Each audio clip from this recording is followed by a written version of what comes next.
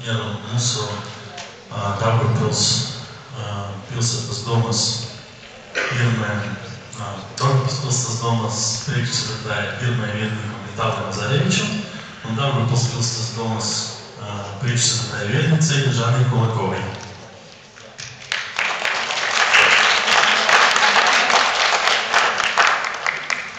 Labdien, cienījamas dāmas, godātie kungi! Patīkami tik daudz jaunas sejas redzēt pilsētas domas lielajā zālē. Un, protams, kā milzīgs atbalsts no sabiedriskām organizācijām par šo forumu un organizāciju. Vispirms es gribu pateikties mūsu jaunatnei par to, ka viņa organizēja visu to, viņi organizēja visu to patstāvīgi. Un es pateicos visiem, kuri atsaucas uz šo forumu veicinājumu, gan Saeimas deputātiem, gan mūsu pilsētas biznesmeniem, gan iestādēm, gan vienkārši tiem, kuri atnāca šodien, lai paskatīties, izteikt savu viedokli, un lai šīs foruma rezolūcija varētu tapt kā mums pirmais bāzes dokuments jaunatnes koncepcija izstrādāšana.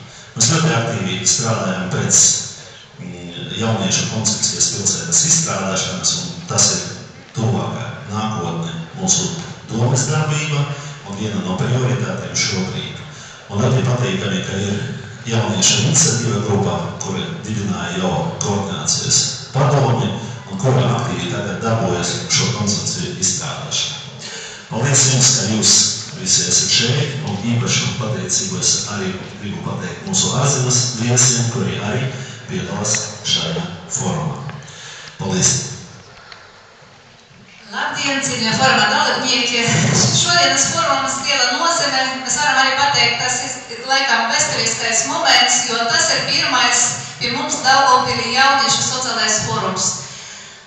Šo forumu inicēja sociālietu pārvaldība, paldies, piebiedrojas mūsu jauniešu lietu nodaļa, bet ļoti patīkami, ka šī ideja pieder mūsu jauniem cilvēkiem. 3 mēnešus atpakaļ pie mums, pie sociālietu pārvaldes, izveidojas ļoti tāda aktīva iniciatīva, sociālā brīvprātīgu jauniešu grupa izveidojas, un viņi atnāca pie mums ar jaunām idejām, ar jaunām kaut kādām domām, arī ar kaut kādām savām problēmām, kuri viņi lūdza risināt mums visiem kopā un risināt arī mums pašvaldībai.